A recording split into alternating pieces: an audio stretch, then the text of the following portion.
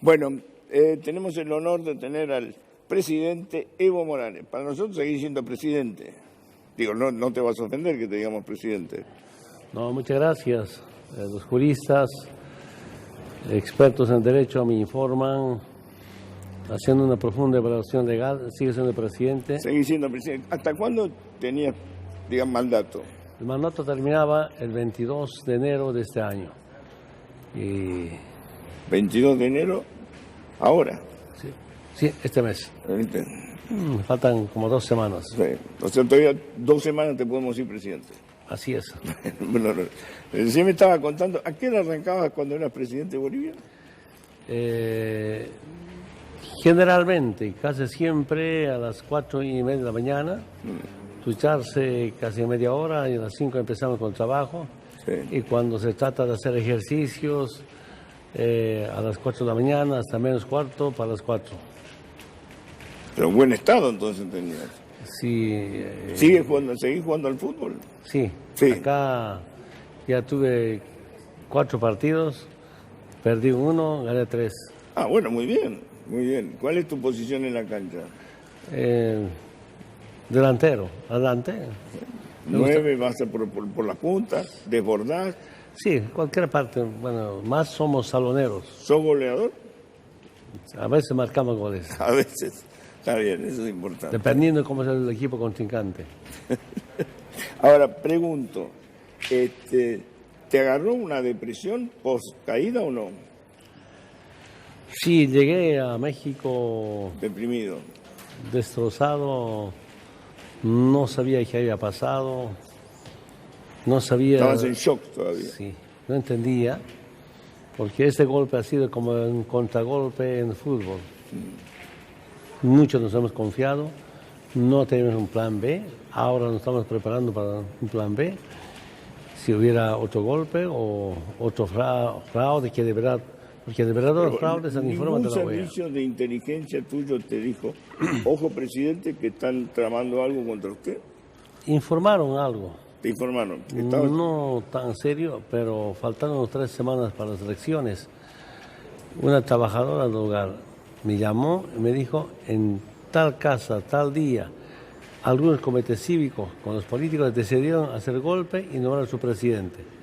Yo comenté en el gabinete nadie creía, tampoco yo creía, porque somos expertos para derrotar golpes. Hasta ahora 3 golpes, pero el cuarto, lamentablemente con la policía y con las Fuerzas Armadas ya no podemos resistir el golpe. Más todavía, además de eso. Eso ha sido dificultad. Fue tan sorpresivo que la secuencia de tu caída fue, digamos, se encadenó en hora, porque primero en una renuncia, después fue, como que había una secuencia rara, después fue una intimación de la policía, una cosa que fue rara hasta que, ¿fue tan dramático el creciendo o no? ¿Alguien vino y te dijo, señor presidente, se tiene que ir? ¿Perdón? ¿Alguien te dijo, señor presidente, se tiene que ir? Bueno, en el último día sí, preocupados, porque decían que acá se trata de salvar la vida. Así de simple. Sí. Hay ministras, algunos ministros empezaron a llorar. A ver, al día siguiente de las elecciones empezó el golpe. A convocatoria de Carlos de Mesa como perdedor dijo, movilícense contra el fraude. No era contra el fraude, sino el supuesto fraude, sino era contra el golpe.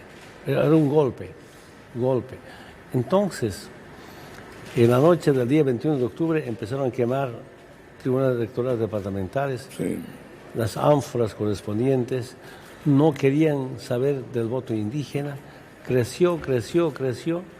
Finalmente llega el 8 de noviembre, la policía se amotina, aunque la policía empezó en el golpe de Estado desde el primer día después de las elecciones nacionales. Ahora, pero vos algo reconocés que se hizo mal porque en un momento dado llamabas a nuevas elecciones.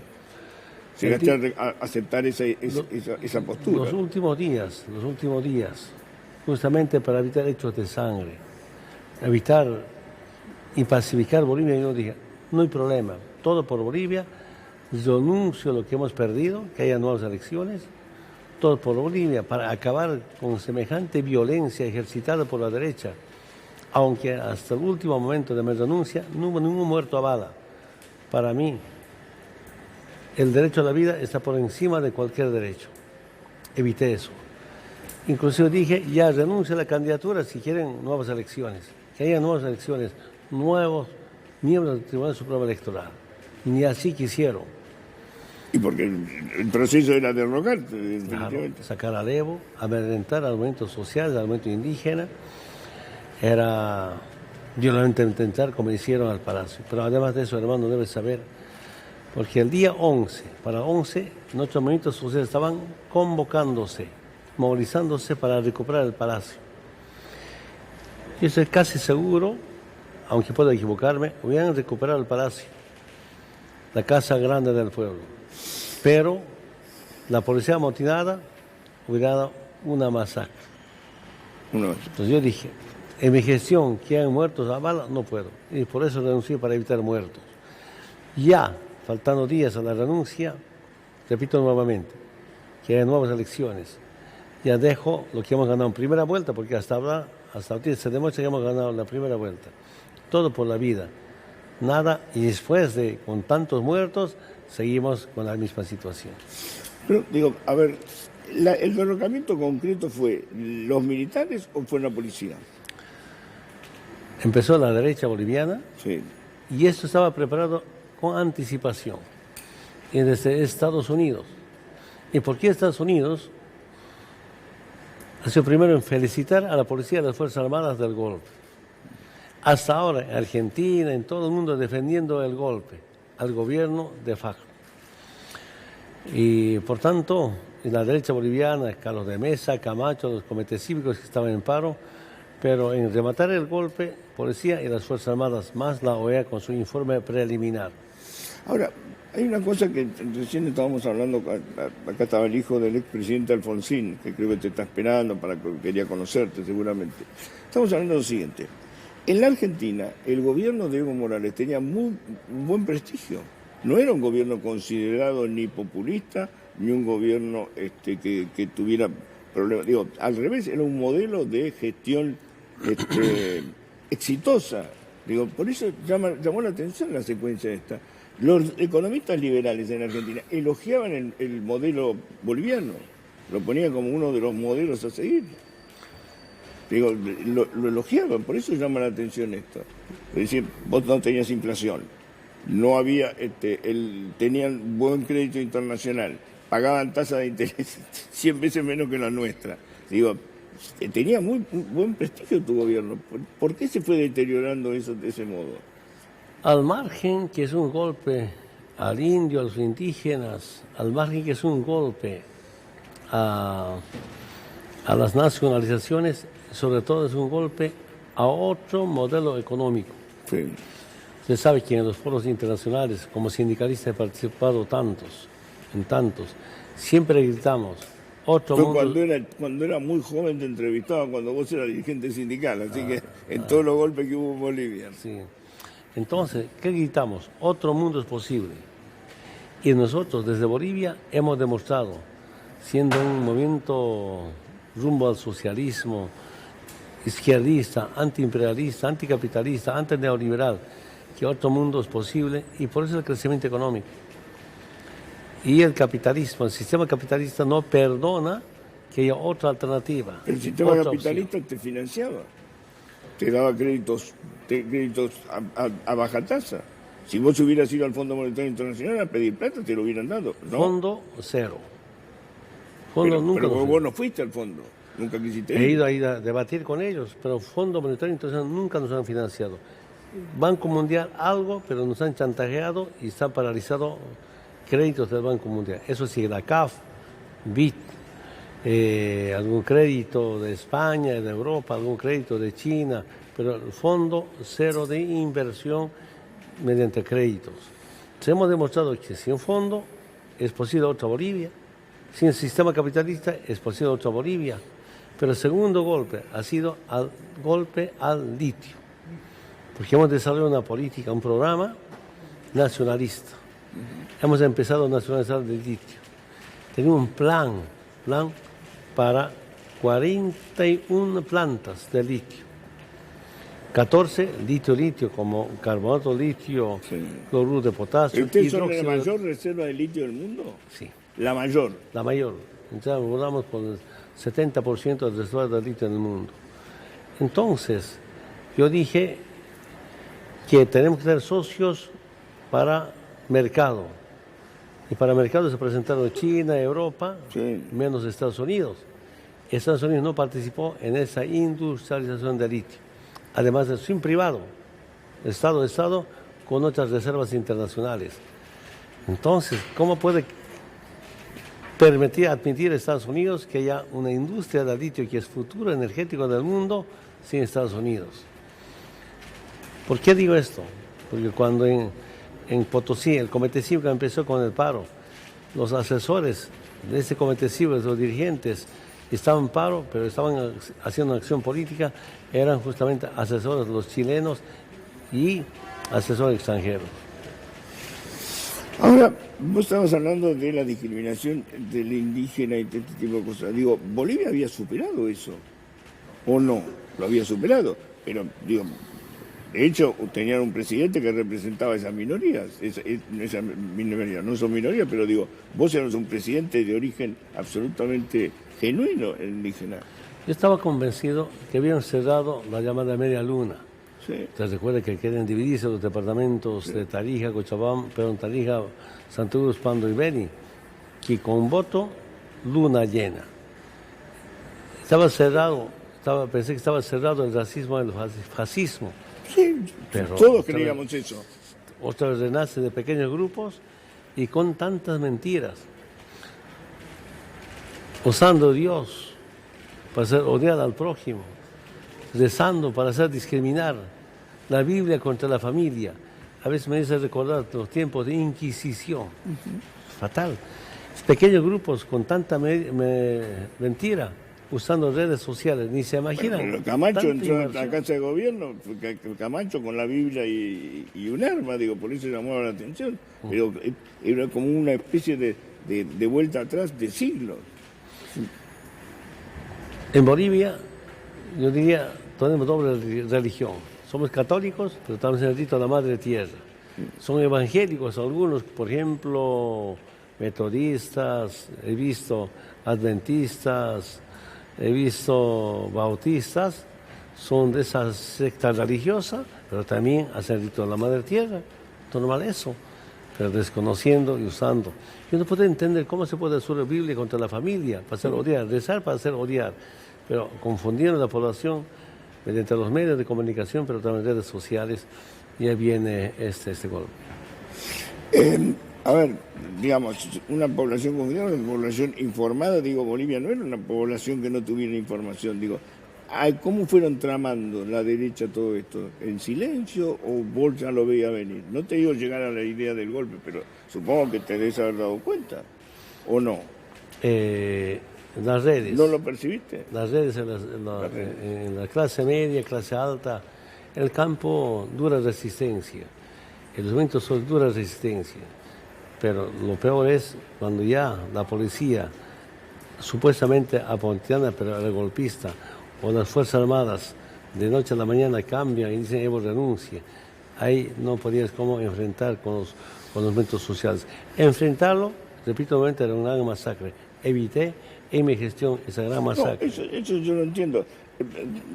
¿Cómo fue el tema de la droga? ¿Cómo manejaste vos el tema de la producción de cocaína? Hemos nacionalizado la lucha contra el narcotráfico. Cuando en tiempos de las dictaduras militares y tiempos de gobiernos neoliberales habían 50.000 hectáreas de coca. Sí. Nos dejaron con 30.000 hectáreas de coca. Sí.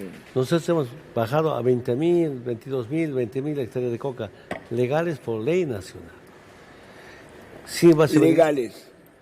Sin base militar, sin la DEA, sin USAID, mejor en la lucha contra el narcotráfico, reconocido por las Naciones Unidas, pero también con la Unión Europea. Además de eso, regionalizando. O sea, vos nacionalizaste las plantaciones directamente. hemos limitado. Yo dije, no puede haber cero de coca, tampoco libre cultivo de coca. En mi región, que eso es una cocadera, Sí. 40 metros por 40 por familia, con el tamaño de esta casa. Y entendieron, reducción voluntaria, concertada, y donde son zonas ilegales, erradicación forzosa. Con participación del pueblo hemos erradicado la coca, valorado, repito nuevamente, por las Naciones Unidas. ¿Y esas familias cómo se les reemplazaban? ¿Le daban subsidios? ¿Le daban No, plata? no es subsidios. Aquí debo reconocer, trabajamos con expresidente Néstor. Mercado de la zona cocadera, no, pero mercado del plátano en Argentina. Y grandes es cómo podemos ampliar este mercado en Argentina, piña de otros productos. Hemos regionalizado la lucha contra el narcotráfico. El mejor aporte de Argentina en la lucha contra el narcotráfico es cómo garantizar estos productos, estas frutas. Diversificar productos y de ese modo. Estamos diversificando bastante, ¿no? Y ahora estamos con un pescado impresionante, un pescado tambaquí. Los compañeros, ¿qué dicen? Prefiero tener una hectárea piscinas de tambaquí, piscinas de creencias de tambaquí en el pescado, y ganan mejor que con la coca. ¿A qué se parece el tambají? Como Pacú. ¿Y tiene la misma grasa y todo eso? Sí, un poquito diferente, pero mejor sabor. Es en este momento un debate permanente. Estamos Te planificando convertiste industrializar. en un experto en el tema. Sí. Es bárbaro. Sí. ¿Y en lagos artificiales qué hicieron? Artificial, pero también con sus propias bombas, Mirá. su sistema de agua potable. Y llegó a ser un negocio rentable. Totalmente. A mí me informan las familias, si tienen una hectárea lleno de piscinas para crianza de pescado, tienen año utilidad neta $20,000 al margen del gas. En una piscina. Una piscina en una hectárea. Bueno, está bien, una hectárea de piscina está bien. $20,000. Para una familia campesina. ¿Pero qué te parece? Por supuesto. Ahora, eso, digamos, el centro del capitalismo, ¿lo miró con buenos ojos, te elogiaban o lo miraban con preocupación? La preocupación del sistema capitalista es, con las nacionalizaciones y con la buena administración, hemos cambiado la matriz económica de Bolivia.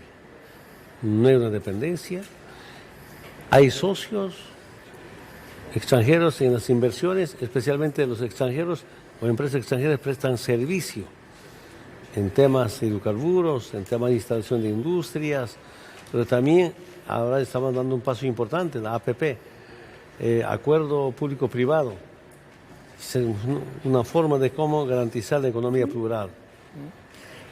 Cuando fue el tema del gas, yo me acuerdo que corría una anécdota que no sé si es cierto, que vos llamaste a los distribuidores, a las grandes distribuidores, a los extractores, y le dijiste, no sé si fue con el gas, sí, creo que fue con el gas. Y vos le dijiste, ¿cuál es el mejor negocio que le pueden proponer a Bolivia? Y vos te dijeron, 20% para el gobierno y 80% para nosotros. Entonces vos le contestaste, vamos a hacer al revés. El 80 para nosotros, el 20 para ustedes. Y aceptaron y firmaron. ¿Cómo era antes? Habían contratos inconstitucionales, Sí. donde decía textualmente, el titular adquiere el derecho de propiedad en boca de pozo. En las negociaciones, los gobiernos nos decían, cuando estás dentro de la tierra, eran los bolivianos, sale de la tierra y eran extranjeros. Del 100% de ingresos, 82% para los extranjeros, 18% para los bolivianos. Yo hice estudiar con equipo técnico, un equipo jurídico, técnico, en temas de hidrocarburos. ¿Qué dije? Yo quiero ahora que Bolivia se quede con 82%, los extranjeros con 18%. Y lo aceptaron. Y se demostró, recuperaron su inversión y tenían utilidades. Yo, ojos cerrados, firmé. Si quieren ser socios, bienvenido. Se quedan con 18%. Aceptaron. Inclusive en ese momento, con los llamados costos recuperables, ¿no? La empresa presta servicio y están con 10, 11%. Nosotros con casi 90% de ingresos. Ese es nuestro modelo económico. Ahora, terminado, digamos, tu gobierno, ¿esto se mantiene o lo van a alterar? Están cambiando. A mí me da pena, está volviendo las privatizaciones. Este golpe, lo que más nos acepto son muertos y la destrucción de la economía. Me duele mucho. Pero también sirvió el golpe para reflexionar, porque en casi 14 años, sin problemas, bonanza económica, obras, desarrollo. Sin embargo, un golpe en un mes y medio, 2 meses, con tantos problemas económicos del gobierno. Presidente, pues es que está en estos momentos, está por hablar Trump. A ver, ¿podemos escucharlo un ratito, por favor? Que le va a interesar también al presidente Evo Morales. A ver, ponelo. Y contento. Ningún estadounidense fue lesionado en los ataques de anoche por el régimen iraní. Nosotros no hemos sufrido ninguna baja, todos nuestros soldados están en seguridad y solamente hemos sufrido daños mínimos en las bases militares. Nuestras grandes fuerzas estadounidenses están preparadas para todo. Irán parece estar bajándose de su caballo. Creo que eso es algo bueno para todas las partes involucradas y para el mundo. No se perdió ninguna vida estadounidense ni iraquí por las precauciones que se tomaron, por las fuerzas de dispersión y un sistema de alerta temprana que funcionó muy bien. Yo saludo a las capacidades y el coraje de los hombres y mujeres estadounidenses en uniforme. Desde hace demasiado tiempo, hablando de 1979 para ser exactos, las naciones han tolerado el comportamiento desestabilizador de Irán y su comportamiento destructivo en el Medio Oriente. Estos días se acabaron.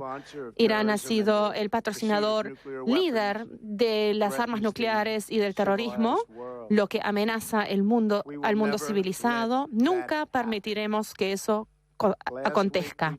La semana pasada hemos tomado acciones decididas para poner freno a un terrorista de amenazar las vidas de los estadounidenses. Hemos eliminado bajo mi gobierno al terrorista principal Qasem Soleimani. Como jefe de las fuerzas de Qasem Soleimani es personalmente responsable por algunas de las atrocidades más terribles. Él capacitó a fuerzas militares como Hezbollah, lanzó ataques terroristas contra blancos terroristas. Él fue el que alimentó guerras sangrientas en toda la región. Él asesinó militares estadounidenses y colocó bombas que desmembraron a los miembros de las Fuerzas Armadas. Estos ataques dañaron a fuerzas extranjeras. Él también orquestó una amenaza y un ataque a la Embajada de Estados Unidos en Bagdad. Estaba planificando nuevos ataques a otros objetivos y blancos estadounidenses, pero nosotros lo detuvimos. Sus manos estaban cubiertas de sangre iraní y estadounidense. Él tendría que haber sido removido hace años. Al quitarlo del plan de juegos, nosotros hemos acabado con una ficha importante que amenaza la vida de los estadounidenses. En la medida en que nosotros seguimos evaluando las posibles respuestas a las agresiones iraníes, los Estados Unidos implementará inmediatamente otras sanciones económicas de castigo a Irán, y estas sanciones permanecerán en su lugar hasta que Irán cambie su comportamiento. En los últimos meses, Irán ha enviado barcos a aguas internacionales y ha causado un ataque a Arabia Saudita y ha atacado a los drones de los Estados Unidos. Tras que este acuerdo nuclear, acuerdo nuclear con Irán fue firmado en el 2013, que fue tan ingenuo y que le han otorgado grandes sumas de dinero, en lugar de agradecerle a los Estados Unidos, ellos lo que han hecho fue cantar el himno de la muerte para los Estados Unidos. De hecho, cantaron el acuerdo de la muerte para los Estados Unidos. El día que firmaron el acuerdo, cantaron el himno de la muerte para los Estados Unidos. Ellos tomaron el dinero de este acuerdo y crearon un infierno en el Líbano, en Yemen, en Siria, en Afganistán y en Irak. Los misiles que fueron disparados el año pasado y con los que pagaron los aliados, con los fondos que se hicieron disponibles mediante el último gobierno, el régimen también cerró el rango de alcance a su propio país, asesinando a 1.500 personas en todas las protestas que tienen lugar en todo Irán. Este acuerdo nuclear con Irán vence en el corto plazo de todos modos, lo que le dará a Irán un atajo a las armas nucleares. Irán tiene que acabar con el apoyo al terrorismo y las armas nucleares. Ha llegado el momento para que Gran Bretaña, Francia, Alemania y Rusia y otros países reconozcan esta realidad. Ellos ahora tienen que separarse de la reminiscencia del acuerdo nuclear con Irán.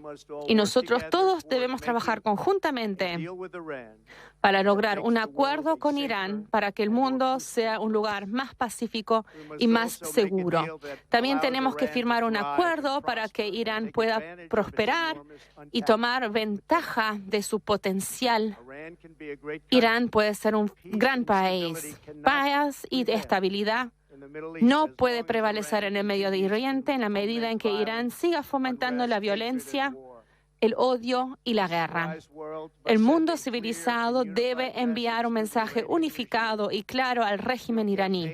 Su campaña de terror y de asesinatos no será tolerado en el futuro. No estará permitido que esto continúe. Hoy voy a pedirle a la OTAN que se involucre aún más en el proceso en el Medio Oriente. En los últimos 3 años, bajo mi liderazgo, nuestra economía está siendo más fuerte que nunca antes y hemos logrado la independencia energética. Estos logros históricos establecen nuestras prioridades estratégicas. Estos son logros que nadie pensaba que eran posibles y las opciones en el Medio Oriente se hicieron disponibles. Nosotros ahora somos el productor número 1 de petróleo y gas natural en cualquier parte del mundo. Somos independientes y nosotros no necesitamos el petróleo del Medio Oriente. Las Fuerzas Armadas de los estadounidenses han sido reconstruidas bajo mi gobierno con un costo de $2,5 billones. Las Fuerzas Armadas están más fuertes que nunca antes. Nuestros misiles son grandes, poderosos, precisos, letales y rápidos. Bajo construcción se encuentran muchos misiles hipersónicos. El hecho de que tenemos este equipamiento militar no significa que debamos utilizarlo. Nosotros no queremos utilizarlo. La fortaleza estadounidense, tanto económica como militar, es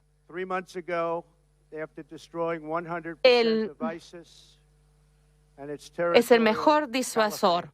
Nosotros hemos asesinado al líder de ISIS, al-Baghdadi, que era responsable por tantas muertes, como también el asesinato de musulmanes y cristianos y otras personas que se le ponían en el camino. Era un monstruo.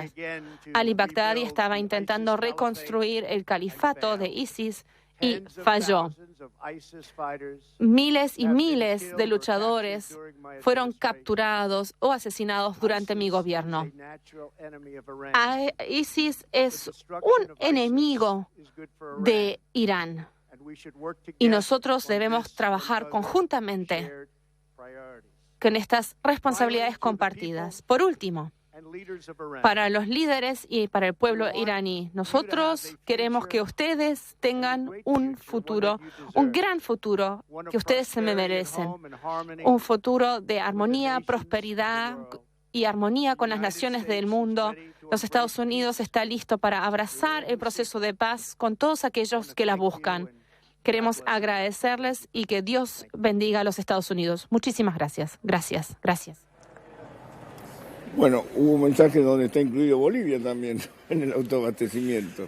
¿Lo llegaste a conocer a Trump o no? ¿Tuviste alguna vez contacto con Trump? No, aunque estaba en una conferencia en Consejo de Seguridad. Sí. Y es interesante decir las verdades. Siento que tiene una molestia para nuestro proceso de cambio y por eso también este golpe. Para Estados Unidos tan importante Bolivia. De esta manera quieren imponer nuevamente políticas económicas orientadas fundamentalmente al saqueo de nuestros recursos naturales. Pero Bolivia no es el patio trasero de Estados Unidos. Los pueblos indígenas, los movimientos sociales, vamos a defender nuestra soberanía, nuestra independencia de Estado y nuestra dignidad e identidad del pueblo boliviano. ¿Cómo lo ves a Maduro? ¿Cuál es tu posición frente a eso, si querés opinar? Bueno, Maduro, yo admiro, derrotó intervencionismo de Estados Unidos, derrotó el golpe de Estado y siento que está derrotando el bloqueo económico. Y como cualquier país, cualquier lugar tenemos problemas, pero con su ejército, con su policía, con sus milicias y junto al pueblo, frente a tanto daño económico por el imperio norteamericano derrotando, hay que reconocer, sentando soberanía. Y donde gobiernos presidentes no obedecen al imperio son golpes. Ahora, pero hay una emigración impresionante en Venezuela. Algo está pasando, digo, han salido ya millones de personas de Venezuela. Algunos por razones económicas, por lo que vos llamás el bloqueo económico, pero otros por la falta de libertad también. Repito, en cualquier país, cualquier gobierno tenemos problemas. Sin embargo, por encima de los problemas económicos, problemas sociales, primero está nuestra dignidad, primero está nuestra soberanía. ¿Y por qué algunos hermanos se van? Evidentemente por el tema económico. ¿Y de dónde viene el problema económico? El bloqueo económico de Estados Unidos. Son los responsables de toda esta situación económica. Pese a esa situación, pues enfrentar el golpismo, el intervencionismo, que es valorable. ¿Por qué te fuiste de México? ¿Te sentías incómodo en México? México me dio una gran oportunidad de estar allá, sí. Estoy agradecido. Yo siempre recuerdo al presidente de México, su equipo de trabajo, el presidente Alberto Fernández, antes de ser presidente, Maduro entre ellos, de Paraguay, me salvaron la vida, porque era una situación muy grave. ¿Vos creías que te iban a matar? Todos tienen esa información. Solo un dato. El día 11, cuando no dejaron entrar el avión de México al aeropuerto de Chimoré, Estados Unidos nos ha ofrecido un avión para sacarnos de Estados Unidos, de Bolivia, a cualquier lugar donde yo quisiera. Cuando me hicieron ese mensaje, me consultaron, yo dije, ¿cómo? Si entraría avión de Estados Unidos para sacarme de Chimoré, Bolivia, seguramente va a ser directamente al Guantánamo.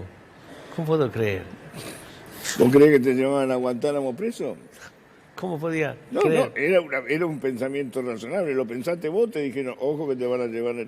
Ahora no me dejan entrar a Bolivia. No quieren que venga a Argentina. Sí. Claro, Argentina está más cerca de Bolivia. Tanto México, Argentina, un excelente apoyo, estoy muy agradecido. La diferencia es que de México estaba muy lejos, de Argentina muy cerca. Acá vienen tantos movimientos sociales a reunirse, evaluar lo que ha pasado, proyectar el futuro de las futuras generaciones. ¿Cuántos años tenés? ¿Perdón? ¿Cuántos años tenés? Yo el 26 de octubre cumplí 60 años. ¿60 años? Sí. Parece 20 menos. Todo el mundo me dice que tengo 35, 40 años. Es impresionante. ¿Pero te teñís el pelo o no? No, jamás. Es original así, ¿no? Original. Aunque algunitos... Sí, a los 60 que... Sí. Pero no, ¿y tu papá tenía canas o no? Poquito tenía, pero mi mamá no tenía canas. No tenía... Ah, mira vos. Somos indios, pues. Sí, bueno. Pero, con la hoja pero de yo coca. Conocí indio canoso, digo. ¿O no hay indio canoso? Sí. No, yo no he visto, pero con hoja de coca y con deporte, puedes verme. ¿Y seguís marcando coca o no? Sí. Todo. Ya, ¿sabes? Ahora estoy tomando harina de coca. Harina, purita. Harina, sí. Un poquito de miel, ¿no? Para hacer perder el sabor de la coca, ni te imaginas. Alimento y medicamento. Otro día te comento algo más además de eso. Sí. Pero qué bárbaro, con harina de coca. Pero harina hecha caserita, porque digo... Sí, no, harina purita, no coca ecológica, Sí. molida, solo harina, Sí. con agua tibia, un poquito de miel. Es lo mejor que hay. Y afrodisíaco también. Sirve Sí, para todo. Sí. Es como un Viagra natural. Digo, aparte. Entendió perfectamente. Sí, obvio, por eso. Digo, si lo recomendás, por supuesto. ¿Tenés todavía la ilusión de volver a Bolivia? Sí, estoy en manos de la Asamblea. También quiero decir, estoy en manos de la comunidad internacional. Porque si el gobierno de facto, la dictadura de Áñez, Camacho, Mesa, proclama elecciones libres y transparentes, ¿por qué persecución política? ¿Por qué asilados? ¿Por qué refugiados? ¿Por qué hermanos sin salvoconducto? ¿Por qué sigue montando pruebas para acusarlos? Expertos para montar, expertos para sembrar pruebas, para acusarlos a los opositores. Han empezado, mira, cortar radios comunitarias. Ayer empezaron a quitar equipos de las radios Causachuncoca del trópico de Cochabamba. Es decir, esta situación, pero sigue creciendo la conciencia del pueblo para volver con proceso de cambio al gobierno. ¿Cuántos años tenías vos cuando estuvo el Che Guevara en Bolivia? Eras joven todavía. Yo nací en el año 1959. 59, o sea que tenías, esto fue en el 68, tenías 10 años. 10 años. ¿Y tenés algo de memoria? ¿Te contaron algo o no?